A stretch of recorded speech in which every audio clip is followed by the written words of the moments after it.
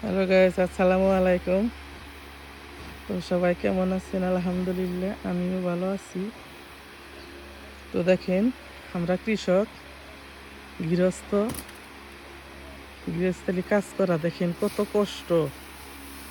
তো সবাই প্লিজ অনুরোধ করে একটা লাইক দিবেন, শেয়ার করবেন, নতুনদের পাশে থাকবেন। প্লিজ প্লিজ সবাই শেয়ার করবেন, লাইক করবেন।